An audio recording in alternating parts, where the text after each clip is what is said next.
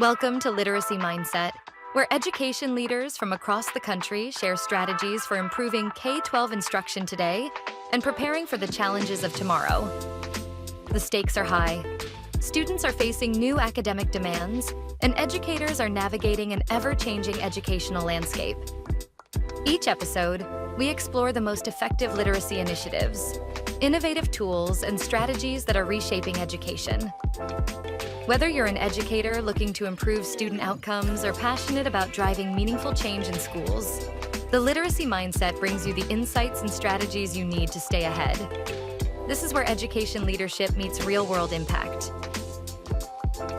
Okay, well, welcome. I'm excited for another episode of the Literacy Mindset today. I have a guest, Dr. John Asplund, Superintendent in the Galesburg District 205 in Illinois. Welcome to the show. Thank you for having me. Yeah, well, I'm really excited for some of the conversation. You and I have been talking a little bit, so excited to kind of pull out some of the nuggets that you've been sharing with me. But for starters, can you just orient us a little bit to Galesburg in general, kind of tell us size and where we're at? I know there's some baseball religious preferences that maybe influence the area. Yeah, I'm in the heart of Cub Cardinal territory in West Central Illinois, and we are equidistant from the Quad Cities of Iowa, Illinois, Quad Cities, and Peoria, Illinois, and we're also pretty much equidistant between Chicago and St. Louis, a little bit closer to Chicago. But as I said, yeah, half the population here is a Cardinal fan and half of the people are Cub fans like me. So nobody's a White Sox fan. Sorry, White Sox. But yeah, so we're in West Central Illinois. Galesburg is a town of about 30,000 people. Okay. We are a town that has experienced a lot of population aging and decline, because we were a very blue collar community and a lot of the industry has moved on. And so we're still trying to reinvent ourselves to figure out what we're going to be in the future. Yeah, got it. Okay. And demographic makeup, socioeconomic makeup of the district? So our students, we have about 77% identified poverty. Okay. And we have we're very racially mixed, but we're still about 64% white, and then about 30% Black, African American, and then Hispanic. And we speak about 17 different languages here in the district, and we have a college in town, so we have some very highly educated people. Actually, we have two colleges. We have a junior college and a four-year college, and we have a lot of transient population as well. Okay. Excellent. That helps give context for some of the things we'll talk about. One more piece, maybe give us a little bit of the John story. How did you come to be superintendent here in Galesburg? Well, I was born in Galesburg in 1970, and so I graduated from college with a speech and English degree, thinking I was going to be an attorney, and actually taught English in Ecuador. It was just kind of a lark, and found out that I really liked teaching. And so I went back to school and became a teacher, and then taught English literature. I was a writing and speech teacher at a high school near here, and then went down by Champaign, Illinois, and then was a football coach and had some success in that, and then decided to quit while I was on top there. We had a really good season, and I decided that was probably the time to go, and became a principal. And so I've been a school administrator for the last 27 years. I've been a superintendent for the last 23. And I've been a superintendent here the last 8. Okay, excellent. Well, let's dive in. I think that there's some interesting things in your background that have shaped your views on literacy. And obviously we talk a lot about that here, but being a former high school English teacher, I think you experienced something early in your teaching career that sort of shaped how you think about literacy in general. Can you just walk us through that as a way to talk about literacy? I had a young man in my class who was a senior in high school, my very first year of teaching, who was very clearly brilliant. He built a remote control for my TV in my classroom and was changing the channel just as a joke. And I didn't know what was going on. And I was amazed. But the thing to know about that young man is he did not know how to read. And I was left dumbstruck going, I have received no training. I don't know how to help this guy. And I felt powerless to be able to help him, who was clearly had the ability to, I mean, he was very bright. He just, for whatever reason, had never learned how to read. And it really impacted me deeply, because I felt like there has to be a way to make sure that there's interventions done on behalf of these children that just kind of slip through the cracks. And so I've devoted a lot of my life to trying to figure out how to fill those cracks in the system to make sure we don't have students that end up being 17, 18 years old and functionally illiterate. Got it. Wow.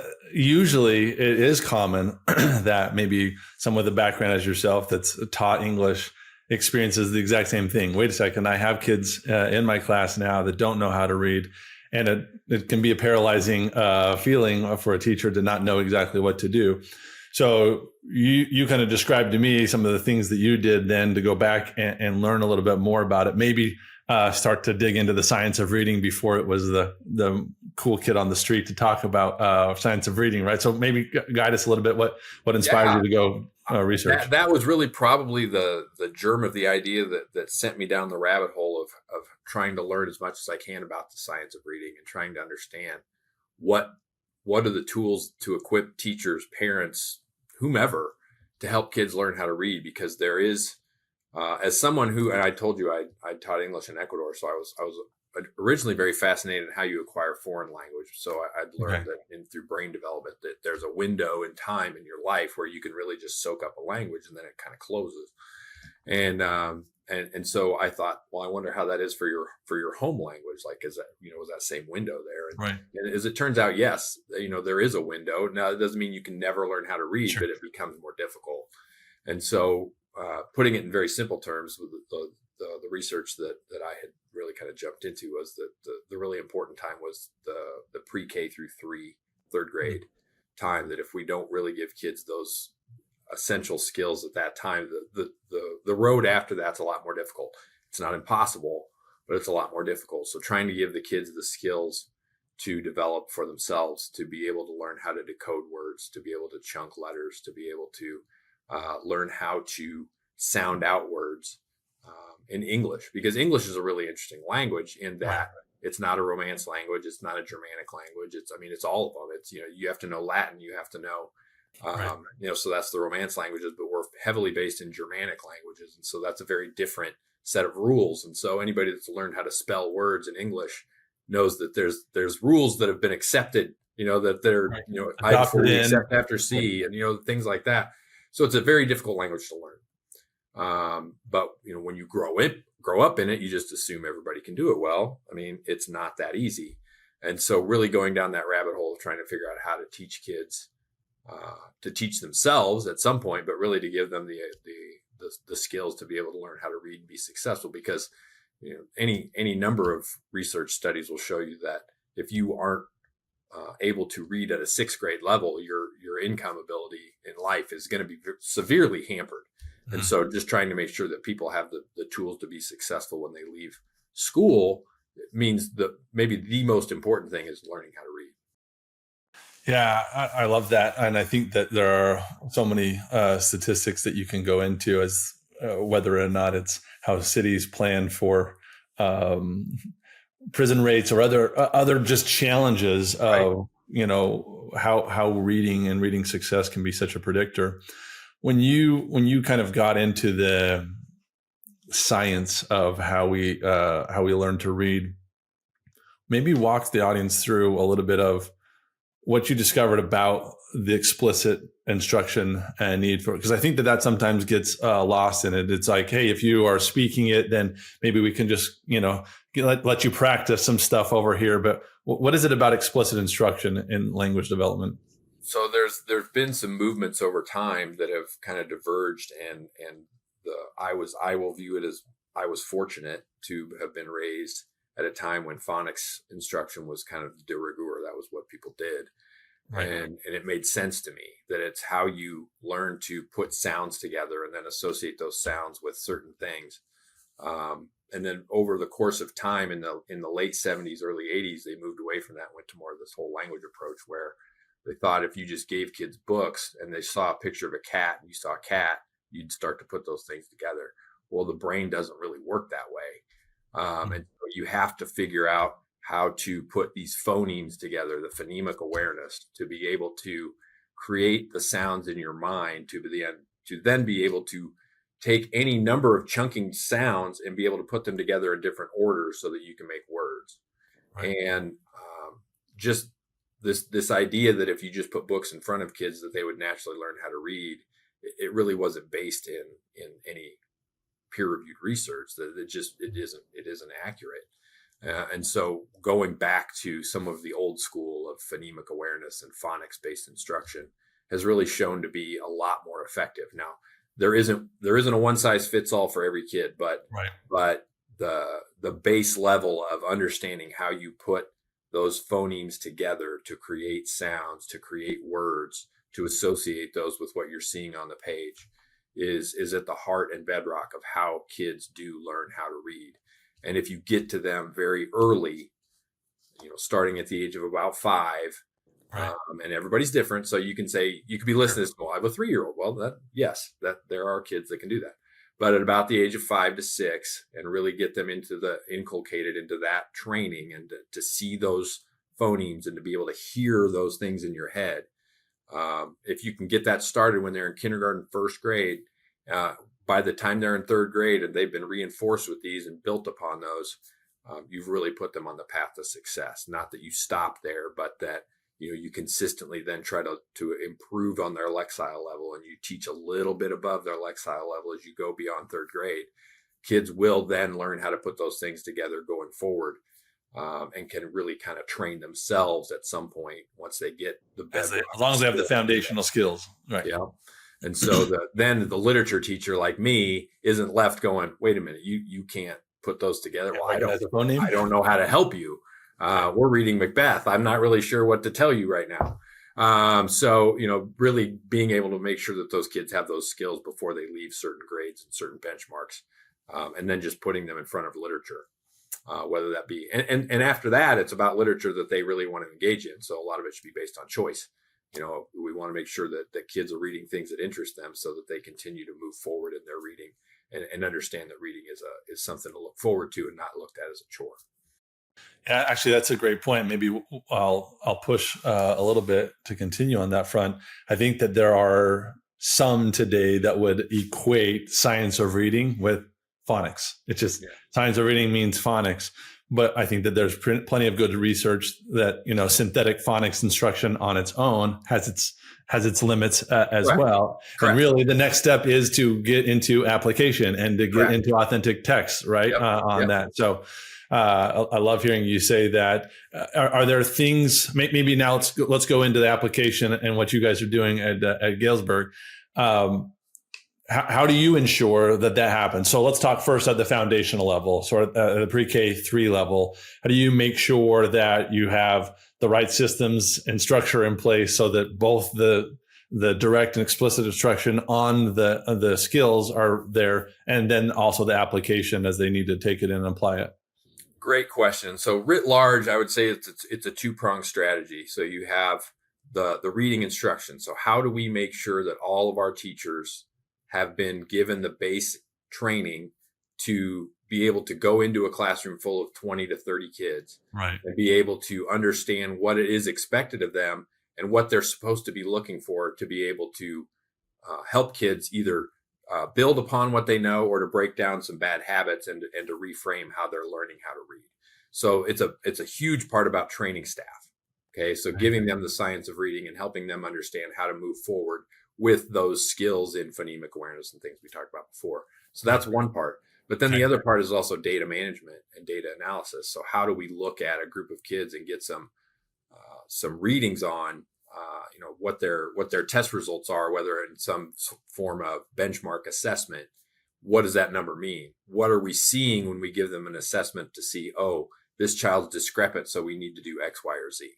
So giving teachers the tools to be able to use the data to help inform them how to change their instruction based on the skills that we've helped them gain through the letters training that we use here, to get them to change their approach with certain kids through small group, through individualized tier 1 instruction, whole group instruction, or we have interventionists within our buildings that also pull out the more discrepant kids into tier 2 and tier 3 interventions.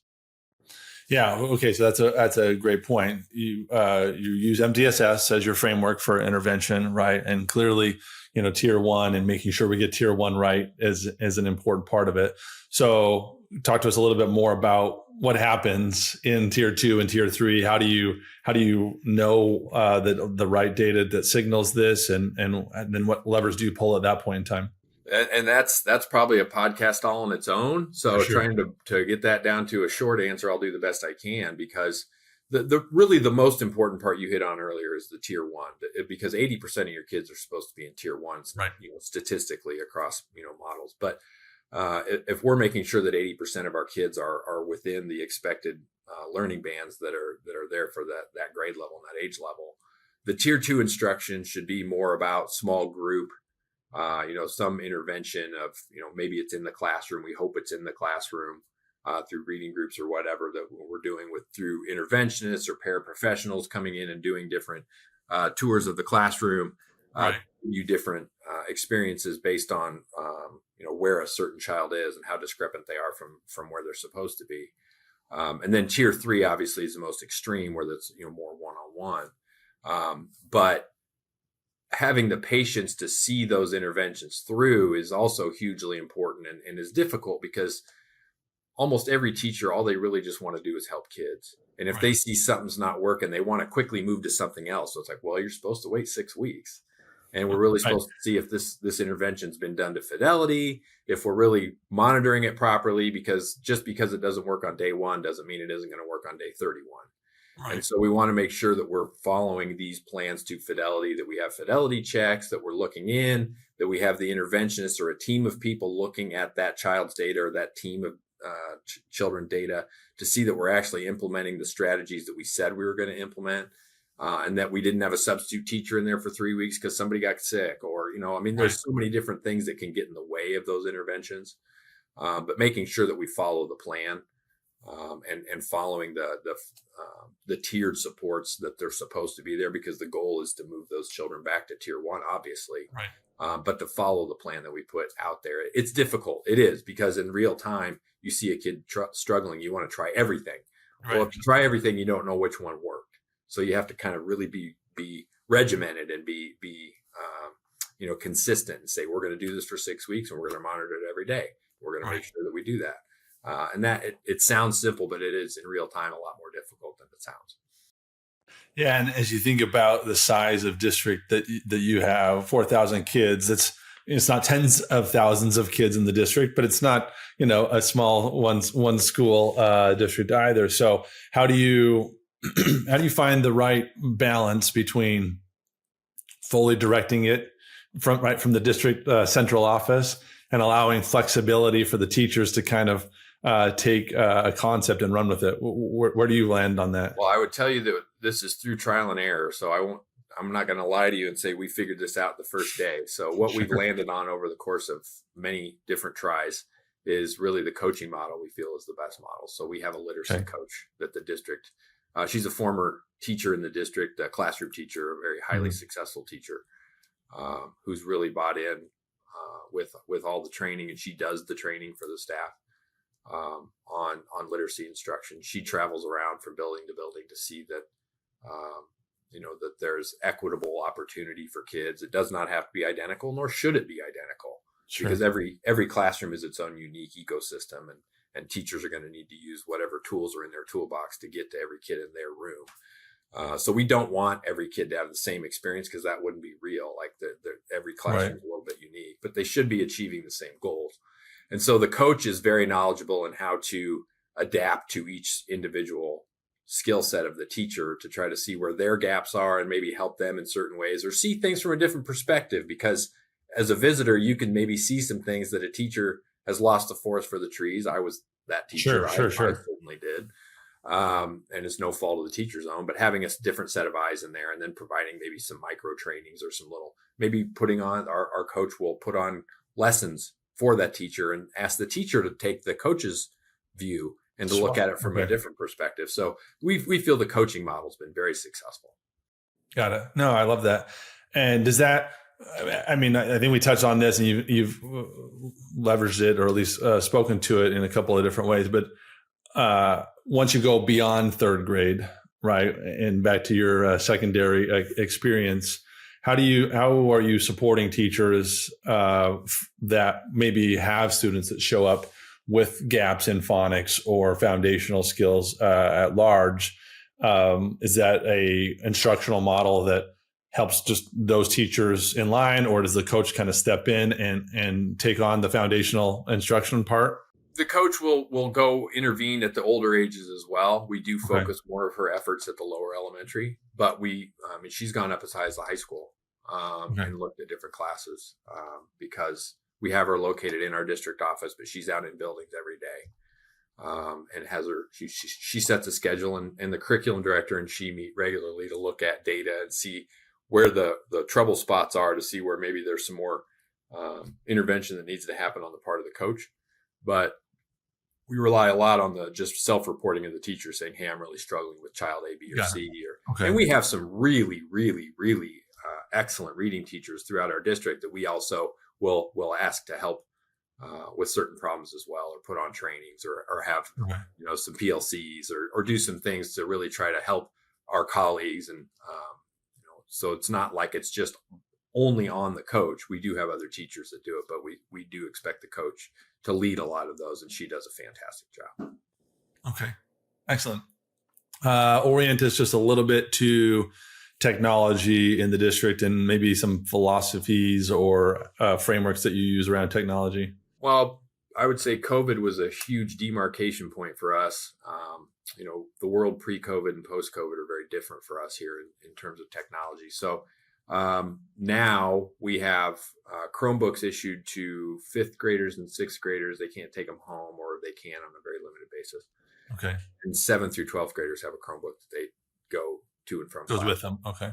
But we've moved to a lot more textbooks in classrooms that want textbooks. As a former literature teacher, I prefer the kid hold a literature book, but I do see a value in the technological part as well. Sure. Where you can individualize instruction. You can have much quicker feedback. I mean, I would have loved to have been a teacher in the day where I could have instantaneous feedback with my students using technology. I mean, that would have been amazing. So trying to use those when it's appropriate is certainly something we're continuing to do. But we have ramped back on just saying technology will solve every problem, and have tried to look at it in terms of individually. When is technology appropriate? When can it really enhance what we're doing, and where are we leaning on it? Maybe a bit too heavy to not engage with students on an authentic basis. So it very much depends on the course of study.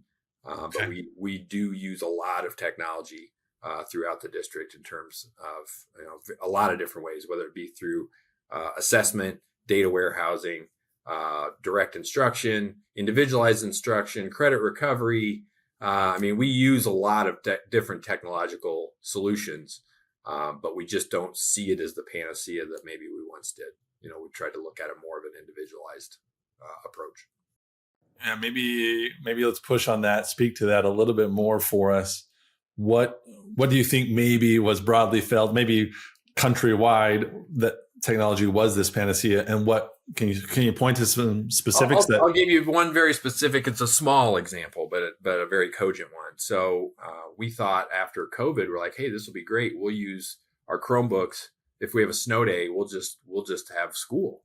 Well, my personal fear, and maybe it's because I'm getting to the end of my career and had started at a time when technology really wasn't.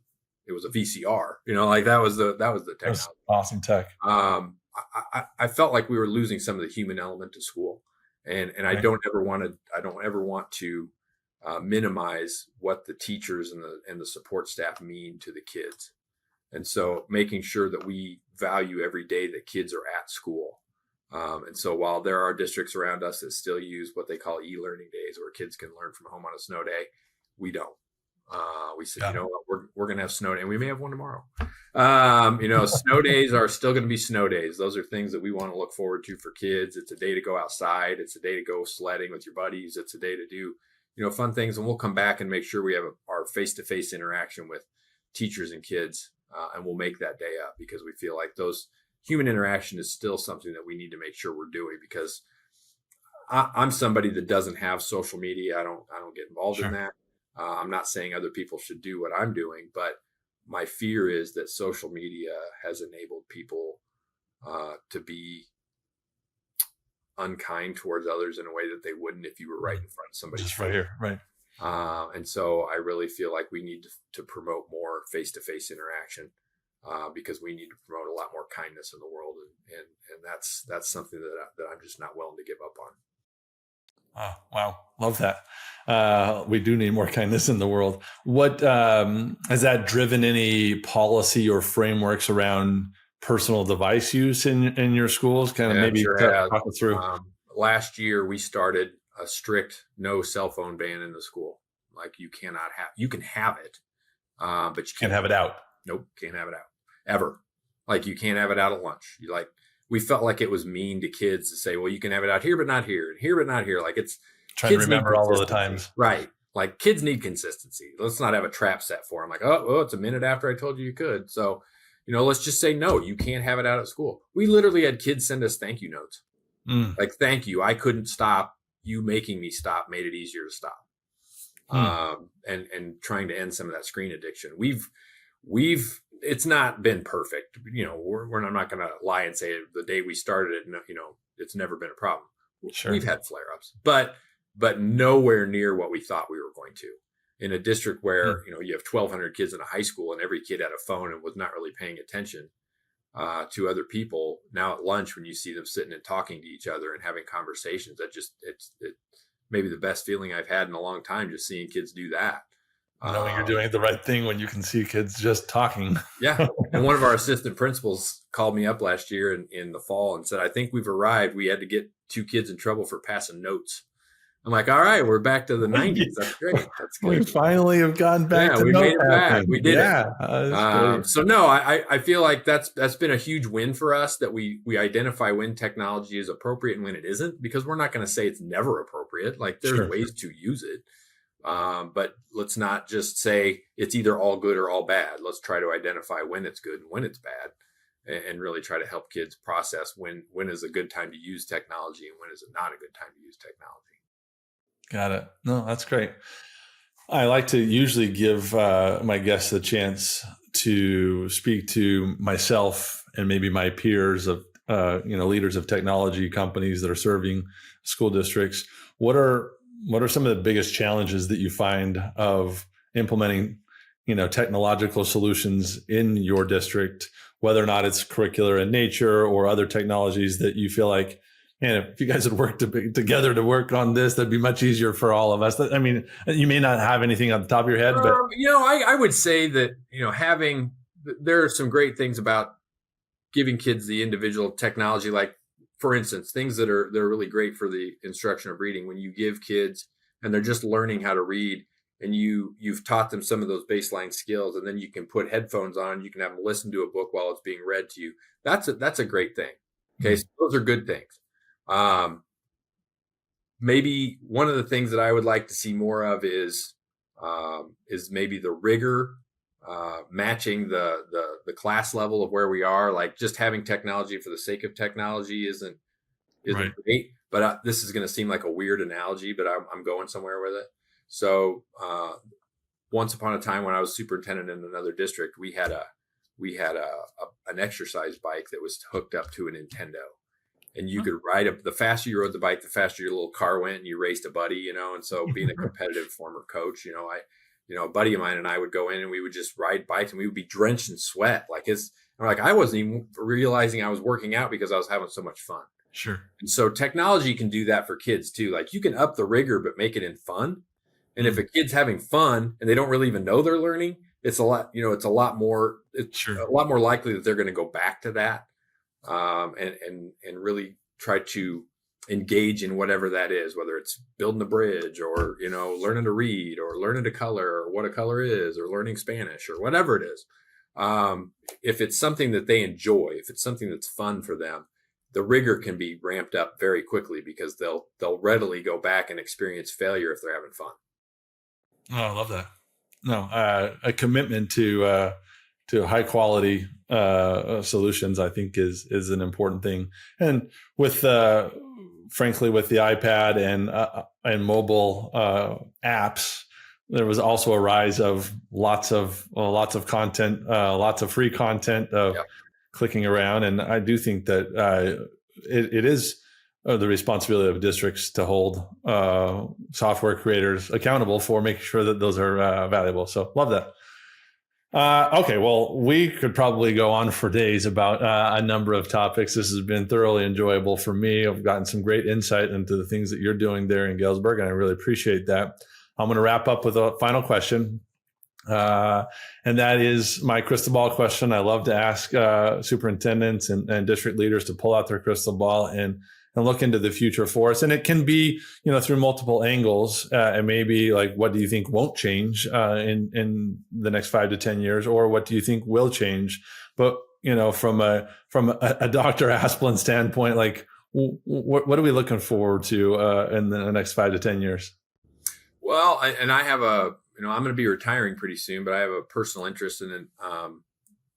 My 2 sons already teach. One's a chemistry teacher, and one is a history teacher.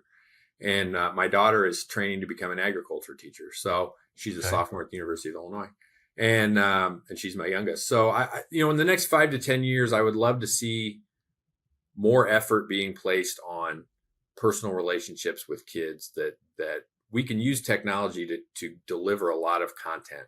And we can spend a lot of time individualizing content instruction, especially in things like math and science, using technology.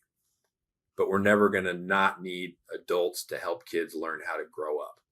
And so having those personal relationships and learning how to teach kids right from wrong and consequences for their actions, and hopefully having parents actually work with the school to reinforce those lessons as well, would be huge. But we're never going to lose that need for kids to learn how to process what's going on around them.